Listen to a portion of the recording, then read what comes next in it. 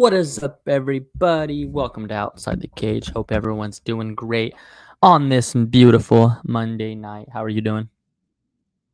Doing pretty well. I'm still a little shook about this crazy week we just had in the fight game and all these fight announcements and signings, and then the little bit of a letdown of the main event. Well, we'll get into all that. I think it was a little bit of a letdown. Yeah, I think as expected, no? We hit it on the we hit the Yeah. nail right on the head or whatever that saying is. But if y'all Yeah. tuned into our show, then you most likely have a bigger number in your bank account right now than you did on Saturday before the fights. I'm just It gonna was a say good that. week. It was a good week. Thanks in part to Leon Rocky Edwards and still defeats Colby Covington via unanimous decision. Kind of dominated rounds 1, 2, 3, 4 was questionable, and 5 Kobe wins. But just the 3 that Leon won were just dominant. Still the fight in the first 3 rounds. It was kind of at that point just kind of stay safe, don't get caught with anything. Showed really good wrestling. Even got a couple takedowns himself on Covington offensively. But just kind of like we said, this is kind of how we expected a masterclass from Leon. It's kind of just the style he fights and the way he is. Just gonna keep coming for 5 rounds, chip away, and just snipe you. I think the respect he had for Kobe showed. Obviously, he didn't want to engage in anything. He kind of just kept his distance, but still just fought super technical. His jab was there all night. He was fucking up Kobe's lead leg. Yeah, so it was kind of exactly what we expect from Leon, vintage Leon performance. But yeah, I mean, I don't know. I don't want to say it was a letdown because I kind of feel like that's kind of how I expected it to go. So from that point, I'm not really let down, and especially because I don't care how boring the fight is. If you win me money, you win me money. True. It's But not yeah, boring in that case. yeah. I think great performance from Leon. I mean, Covington, like we talked about, maybe he isn't as good as we think or as proclaimed to be, but it's a tough fight. He keeps coming. He always has the threat of the takedown there. So great performance by Leon. Glad he got that one done. So Colby what do you just think? looked so old to me. I'm not gonna lie, man. I was very surprised with the way he fought. He didn't really go at him for the first 3 or 4 rounds. I think he shot for maybe 1 or 2 takedowns. My cousin and I were counting just to see compared to a normal Colby fight. He usually fights like Marab. And Yeah. he just wasn't going to beat Leon playing that technical outside game that he was playing with that weird iCarly stance that people were making fun of. But yeah, I just thought Colby would go for it. You even heard his coaches telling him between rounds, "You're the challenger, Colby. You've got to do something. You've got to go for this win here." And in the 5th round, he did.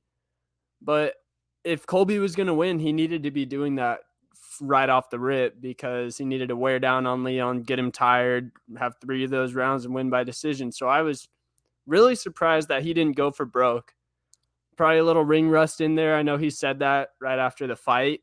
I was kind of worried about that because it's 2 years about that he had off, and then you get in there for 25 minutes and you got to go. You got no time to shake off the ring rust. But yeah, man, dude, Colby didn't even look like he belonged in the top 5. Yeah, and that's kind of, I mean, it's kind of what I expected. Like his wins and his last 3 wins are versus guys that are retired. So it's like, to me, it was just kind of let's get this fight out the way for the UFC. Just milk one last fight out of Kobe, and it just kind of has to be done. But yeah, I mean, I was all on it from the beginning. Thought that line was way too easy. I think it closed at like 170 for Leon. I locked it in at 150, 155. But yeah, that was exactly how I expected the fight to go. Wasn't surprised at all. It was a bad matchup all around for Leon. I mean, for Kobe. Just because they all, like, obviously Leon's a better striker, but I wasn't sold on Colby being the better grappler. So it's like, Leon looked so much stronger in there. Every time Colby, man, he's just more sharp. Yeah, every time Colby would try to shoot, it's like he was running into a brick wall. I remember there was one where Leon threw a hook or some strike where it left him kind of open, and Colby shot in perfectly. And right when he tried to take Leon down, it was like he ran into a brick wall and he just Yeah. wasn't able to really move Leon or get him close to the ground. I was like, wow, this one is over. Yeah, it was. Yeah, so the first takedown attempt when Leon stepped it was like, yeah, it's how do you win now? Yeah, that looked like one where a guy's been rocked for like 2 rounds Yeah. and the striker turns into a grappler. So I had something here at the house. There's like a lot of people over here house watching the fight, and like obviously a lot of big Colby fans, and they're just like after the first 2 rounds, it's like, bro, it's over. They're just like, no, Colby's cardio, and I was like, look, I was like, Leon's a fucking champion fighter too. He has Mm-hmm. cardio too. Just because you say you have cardio doesn't mean you have the best cardio. Like, don't get me wrong, Kobe has great cardio, but you don't think of Leon having good cardio. Why? Because he doesn't say he has good Yeah. cardio. Like, just because you come out here and say like, I have this, I have good cardio, good cardio, like doesn't mean like you have great cardio, which he does, but doesn't mean no one else has just as good cardio. And Rogan said it in like probably the second round. Colby's kind of wasting his cardio weapon because if you don't go hard from the first round, Yeah, what's the it's not. point? Yeah, it's not like the cardio is gonna just show up out of nowhere and win you a decision when you've already lost 3 rounds. Yeah. Yeah, So what we had Shavkat submit Kevin Stephen Thompson. Bilal Muhammad's number 2. Gilbert Burns 4, but Bilal beat him, so he gets the shot. Do you think it's Bilal or do you think it's Bilal, Shavkat, then Leon? I think you've got to go Bilal. Yeah.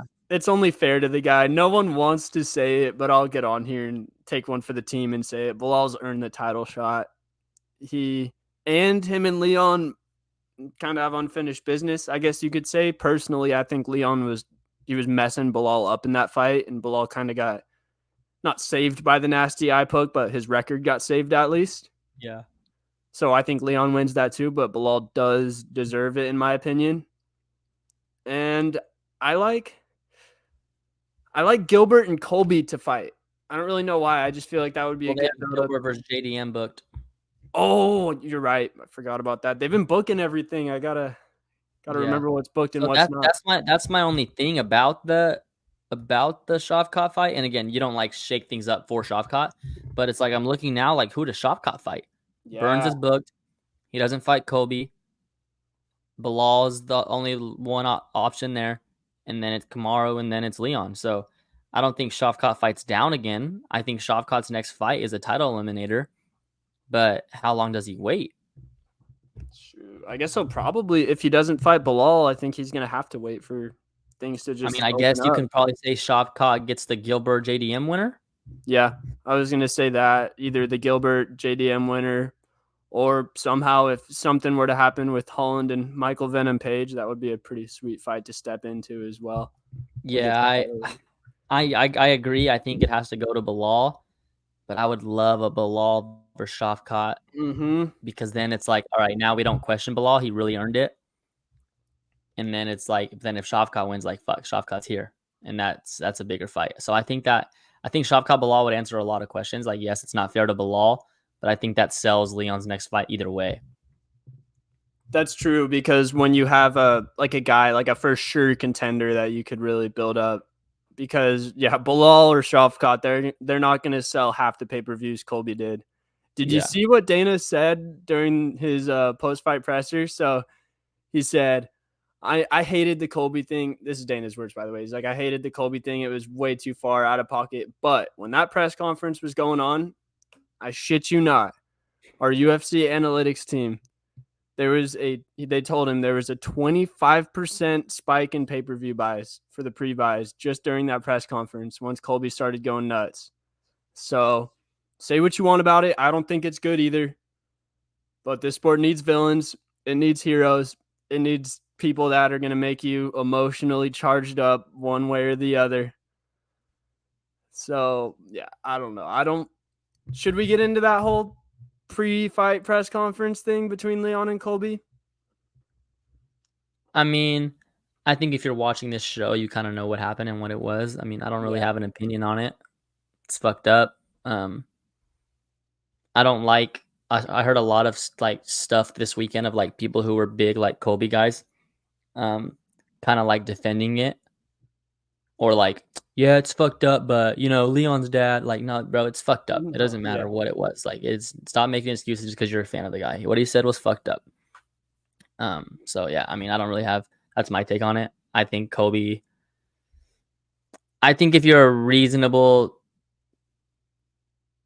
thinker and somewhat decent human being, you probably lost a little bit of respect for Kobe. Just this whole week.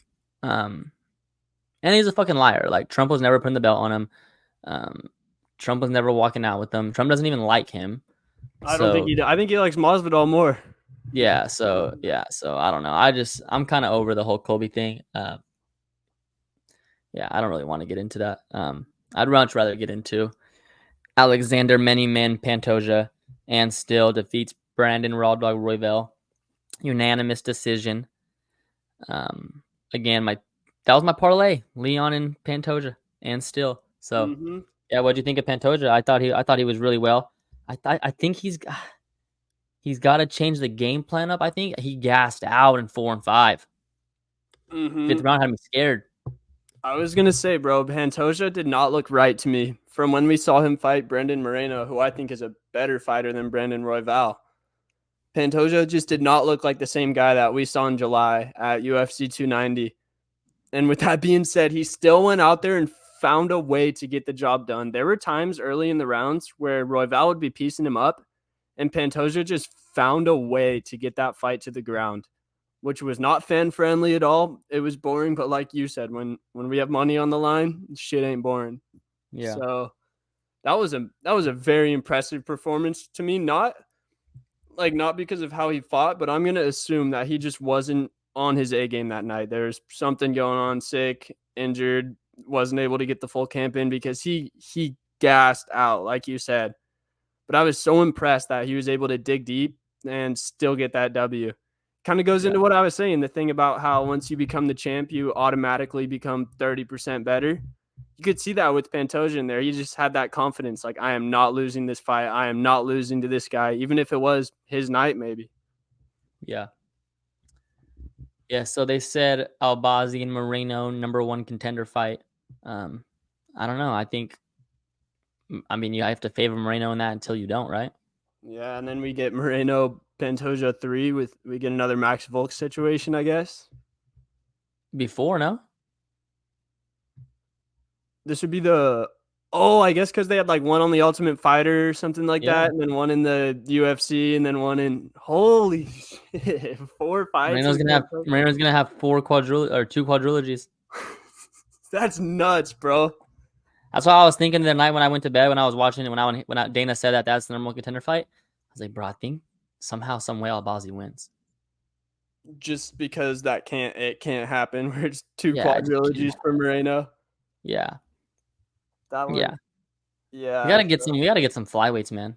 Tatsuro Taira, bro, the last hope. I'm telling you, Yeah, 23 years old on the come up. We gotta, yeah, and Manel Kape. I think those two are two guys that could be big personalities in that division. Just yeah, some new energy in that division, you yeah, know. yeah. But congrats to Alexander Pantoja. Super excited for him. Um, Mm-hmm. Again, when we see these people in person, we just kind of get feelings for them. So great to 100, see him 100%. back in Vegas where it all began. Mentioned earlier, Shavkat submitted Stephen Thompson via round 2.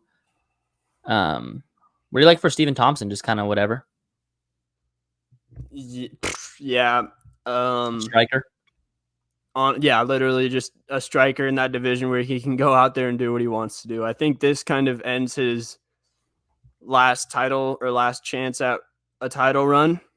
So at this point, if he does want to keep fighting, I would recommend he just goes in there with strikers that he is a better striker than, which I think is about anyone. I think Yeah. just matchup wise, he gives Leon a tougher matchup than Colby did on Saturday. Yeah, Just I don't think based he'd be off as the sharp. matchup. I think he would just lose a boxing match. But yeah, I mean, it'd probably be a little more exciting. I agree. It's hard to say, bro. Dude's a master of range and distance and Yeah, timing but I and all think that Leon's stuff. just quicker. At this time in his career, most likely. Yeah. But, Patty defeats Tony Ferguson, kind of how we expected. Like I said, I don't think any of these dudes can finish him. Patty almost had him. Tony done. mm-hmm. Any other fighter, you'd probably call that fight, but Tony somehow regained his composure and ended up forcing a decision. Patty Literally wins went unanimously. exactly how he said it was going to. Sorry to cut you off, but we sniped it. My bad. I'll let you. Yeah. The knockout of the night, possibly knockout of all time. Josh Emmett knocks out Bryce Mitchell in the first round. Just ferocious. Tough to watch. One of the first knockouts was like, that's tough to watch. Mm-hmm.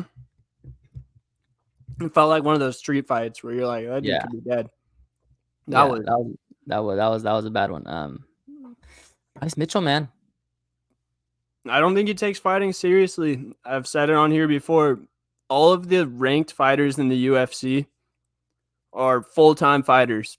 They're not a farmer first and then a fighter second, training on their farm equipment in between picking the hay or whatever. I don't know. But he's either got to be all in or, kills me to say, but I don't really know what the point of him fighting is. I guess he's in there to make money and put on good performances, but he's never going to be a title guy. I think he has the skill and the ability to be a title guy if he lived a sugar lifestyle.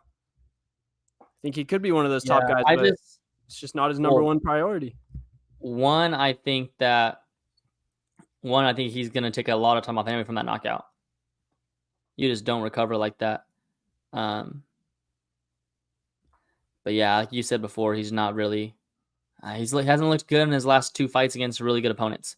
So when he had to take the next leap, he couldn't really respond. Yeah. Yeah, he's great for that 15-10 range, but as soon as you go up above that, there's not a whole lot for him, I guess. Dude, I don't know what to do about Josh Emmett. I was looking at the featherweight rankings. Is he coming into the Max Holloway stage where he's just better than everybody, but not better than the champ? Bro, a little bit. I would say like not better than everybody and not better than everybody like ranked 3 and above. Because Yair was able to put it on him. Topuria put it on him, but then everyone else he puts it on them. So, I mean, I think an Arnold Allen or a Movsar Evelev would be perfect for him, like the skill range wise. But they're already booked to fight each other at UFC 297. I don't know if Emmett will want to wait that long to fight the winner of that fight, but I think that's a good possibility. I think him and Arnold Allen would be a banger of a fight. I could see that headlining a fight night. Yeah, definitely. Yeah, but super great night of fights. Garbrandt, big knockout win for him. Congrats to him. He called out Figgy. You got an opinion on that? Since Song Yadong and Peter Yan got booked, Figgy is still on the table right now. Cody said he wants to get that one. I think that's a step down for Figgy. I think Figgy's trying to make a title run, which obviously everybody is, but I think Figgy's well on his way to getting a title shot at 35. Crazy how that performance can change our minds on Figgy, because going into that Rob Font fight, it was like, he's a little too small for this division, but now it's like a rejuvenated Figgy that doesn't have to cut weight or cut as much weight. Yeah. Cody looked good though. He did. He's looked better. He's looked better, really better. I think he's getting more like just going back to his technique, because there's a little bit where he was trying to knock everyone out and just go chin for chin with someone, I guess you could say, and he was not winning those battles. But yeah, he's looked good ever since I think the Kai Kara fight was his last loss, or did he have one more after that? Who? Cody? Might have been his last loss. Yeah, that could be wrong. But anyway, yeah, Cody's looked good. I think maybe even a Rob Font. I don't know. Yeah, somewhere in that range. I think he should fight a fringe ranked fighter now, somewhere in that 12 to 15 range. Yeah. What a night it was. What a week it was. We had some big fight announcements. Also, shout out Irene Aldana. They had a hell of a fight. It's hard to win fight of the night when you're a girl fight on the prelims, but they did just that. She came out with a good performance after that lackluster fight against Amanda. She threw her name back in the hat, got back on the right track. So shouts Irene. One thing I want to say.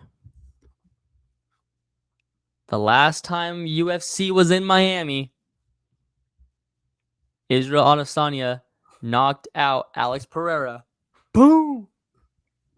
Miami just feels different. Miami just sounds different. And now Sugar Sean's headlighting UFC 299 in Miami. Let's fucking go. It's fucking box office. Miami's fucking just feels different. Like I said, sounds different. It's one of those arenas, that Madison Square Garden, T-Mobile, where it's There's just a special. few. You There's don't go only a there few. often. It's just Miami. It's the galore, the lights, the glamour.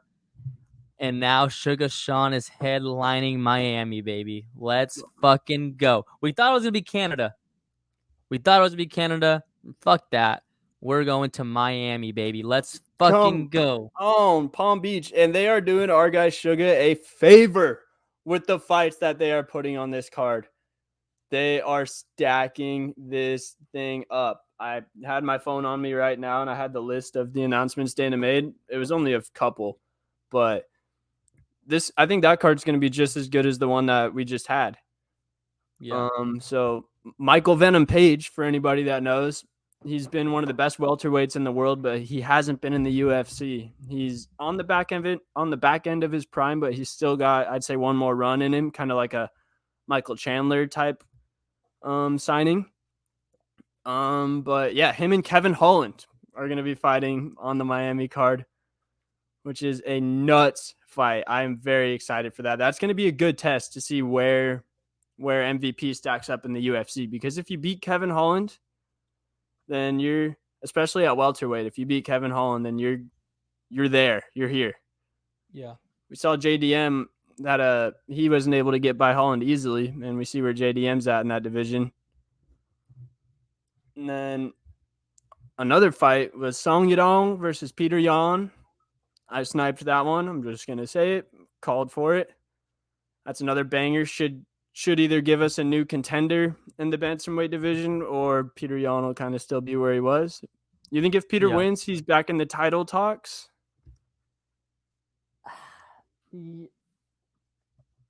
Yeah, I mean, I think one thing Peter has going for him is that he went to a split decision with the champ. Very true. Very true. He's fought Sugar better than anyone else by a mile. Yeah. Yeah, exactly. And I think, yeah, everyone would want to see Sugar and Peter again. That was a sweet fight. Yeah. And then we got Gilbert Burns versus JDM and Ian Gary versus Jeff Neal. What a lineup. One thing so obviously I was super excited when I seen this card announced, but I'm like, fuck. What is 300 going to look like? Like, you could have saved these for 300. Yeah, dude, they're emptying the clip, it feels like, right now. So that's because you look at Song Yadong, Peter Yan, Gilbert Burns, JDM, Ian Gary, so Jeff Neal, so 5 fights here. So we got Venom Page versus Holland, Yadong versus Peter Yan, Burns versus JDM, and Ian Gary versus Jeff Neal. Even if you split those and put half on 299 and half on 300, like, both are still really good. Yeah, no one's mad. Like, if you just go MVP and Kevin Holland and Song Yadong on Peter Yan on 299, and you put Burns, JDM, and Ian Gary, Jeff Neal on 300, we're still looking at 299 like, fuck. So, that's bro, this, like, what the fuck is 300 going to look like? Did you hear that Dana said it's going to be out of this world? Even the first prelim fight. Yeah, that's what I'm saying. It's going to have everyone. I did like, see when I think that, I'm thinking, like, when I hear that, I'm like, all right, Ian Gary and Jeff Neal going to be the first fight of the night. But I'm like, fuck, then when what the fuck, bro? I don't know. I literally do not know what 300 is going to look like. I have no clue. McGregor's the only thing that's in my head. And we did get our first announcement on UFC 300 an hour or two ago. Not a fight, but a fighter. It's confirmed that Bo Nickel will be on the card. I would guess probably pre or early pre, because it's going to be that stacked, I'm hoping. Yeah, so he's for three. If it's for saying how stacked it's going to be, he's for sure the prelim headliner. Yeah, I could see that. Imagine Bo Nickel's just like first fight of the night against. Yeah, I could see him versus. They said Jim Miller's gonna be on there as well. Yeah, because he fought at 100 and 200, and then he'll also fight at 300, that is so crazy in this sport to be able to. Insane. Yeah, if you're an old man in this sport, then you are a. I mean, at this point, it's got to be. There's not. What else is there left other than Conor? Yeah, I heard Dana say he wanted to see how some stuff played out for 300 from like last week 296 and the fight nights before, but I really don't know. Maybe Shavkat against someone. When's 299? What month? March. So 300 in April. 300's April 14th. I mean, so these guys that were on this past card, like Leon could be on it. Yeah, these guys are all still clear to be on it. So they'll be reloading the clip. I think Hamzat will be on it. Yeah, I mean, I think that makes sense. Islam could be versus You Charles. don't think they go Islam and Leon? I mean, who does Islam fight at 55? Charles probably. But yeah. I mean, yeah, Islam and Leon would be nuts. That would be a fight that I would not know which way to go. Yeah, I don't know that one either. Yeah, but do you have any early predictions out of the fights that got announced? Are there any fighters that you're like, I'm betting on when you see those? I probably like Venom Page over Holland. I probably like Song Yadong over Peter Yan. I probably like Burns over JDM. And I'd probably like Gary over Neil. I'm going to say JDM over Burns, but I agree with the rest of those. Yeah. I just Burns fucking too good. Burns is like that. But he did kind of threw me off with him a little. He did hit a wall against Bilal though, so yeah, it's tough to see. Injuries, but it's hard to say because Shavkat, turns out he had a major ankle injury like 6 weeks ago, so he couldn't really throw kicks for that reason, and that's why he only grappled against Wonder Boy. Yeah, pretty crazy. We had the seasonal press conference as we talked about. Bro, Dricus is on demon time, bro. I'm getting over the bullshit, bro. I'm getting over the Sean Strickland bullshit, the Colby Covington bullshit. Like, maybe I'm just getting older, bro. I'm like, but like, shit's just getting too much like WWE, bro. Like that shit. I don't know. My friends have been saying since the merger, a lot of things have been happening. Like, obviously, I love Conor, and Conor was the best. And at the time, it felt like that changed it. But like, it's kind of like the whole Steph Curry thing. Like, yeah, Steph's one of the best ever, but he also like ruined the game in a way. Yeah, like in the youth aspect of it, or like, I see that. Like with martial arts. Obviously, I was young. Obviously, I was younger, so I felt a different way about it. But like now, it's just like, none of these dudes are Conor. I don't know, dude. Like, we just get a whole like press conference of like Sean Strickland just calling people gay. Like, it's like, I'm not trying to hear all that shit, bro. Like, I wanted to know about the fucking fights. I wanted to hear them talk. Give actual insight. One thing I will say though about the seasonal press conference that kind of struck me is you had some guys up there. Obviously, you had Sean Strickland, you had Volkanovski, you had Sean O'Malley, and Volk didn't get asked one question. Yeah, I was like, it's because I think all the reporters just want the clickbait. They wanted guys to go back and forth and start arguing with each other. Yeah, and but like I don't know. I kind of like, maybe it was just like all too soon back to back. Like I watched the 296 press conference and then I watched the seasonal press conference. So I was just like, fuck, like, I don't know. But yeah, I'm just kind of getting over all of it. A lot of like character WWE vibes. Yeah, bro. It's just, I don't know. When it's authentic, it's cool. Like Nate or Connor, even like a Kevin Holland. I like the way he does it. Or Moicano. Like when people are just themselves, I think it's good. Yeah. I like Strickland's more than Colby because I feel like Strickland is at least being himself. At this point, he's definitely exaggerating it a little bit. But yeah, the Colby one, I see where he's coming from because it's what he has to do to get to this point. People would not be talking about him if he didn't do it. But yeah, I mean, he wanted to make people hate him and he's succeeding at it. Should I play the video from what took place in the crowd between Sean Strickland and Dricus Du Plesis? I know you just said you're kind of over this shit, but this one was pretty wild if it was real. All right, so I'm being told that Strickland asks Gilbert Burns' son to move. Oh, and then, wow. Oh my goodness. Oh wow. Out of nowhere. That's kind of crazy. Well, he told him well, you could see All right, so he's still talking. It was weird. I don't know. Like, why would you sit them that close together? I know Dana said after that he just messed up and did that, but like, come on, that's got to be intentional. They knew something was going to happen, and they had cameras ready all around them for that moment. I feel like. Yeah, I don't think it was fake.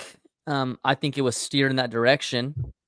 But I don't know though. I don't want to say that actually because I don't think Dana wants this shit to happen like Khabib and Conor to ever happen again. But yeah, I don't know, dude. It's just kind of over all the like fake bullshit. I'm kind of just like ready to see these dudes fight now. And anytime, like, let's just get back to regular press conferences. Like, I don't know. It's just becoming too much for me. I feel you. I used to love press conferences, bro. I really used to love them. I still do. I like the characters. I don't like what Colby did, but I like most of the characters in the UFC still. Just be yourself. Like when Conor was doing that shit, like it was genuinely like him. Mm-hmm. Like that's who. Like he's because he's like that to this day. He's a crazy motherfucker. Like I it's just just saw like, a clip from him where he looked so coked up.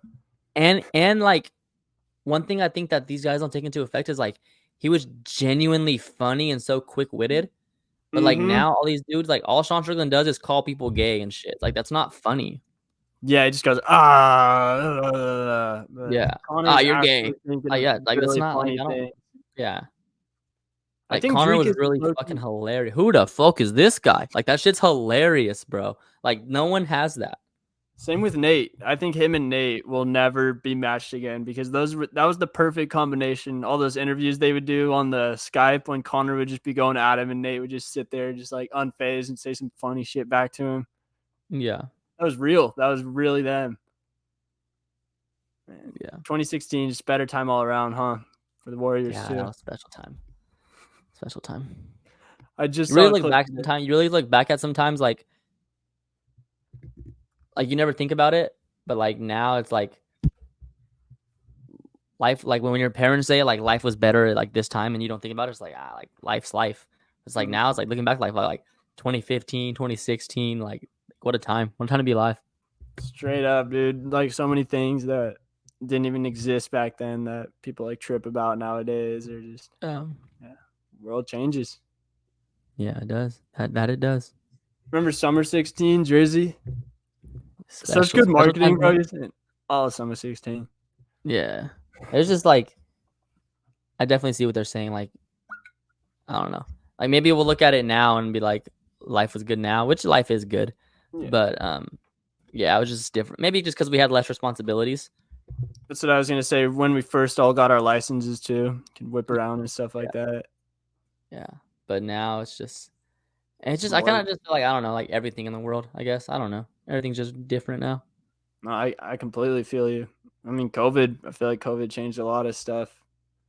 Yeah. Just with the way people are, like being isolated for that long, it's gotta change you a little bit, whether you know it or not. 100%. You got any other closing thoughts before we get out of here? I don't. Let's go Sugar Sean, baby. Yes, sir. And still, Miami. Yes, sir. Doses.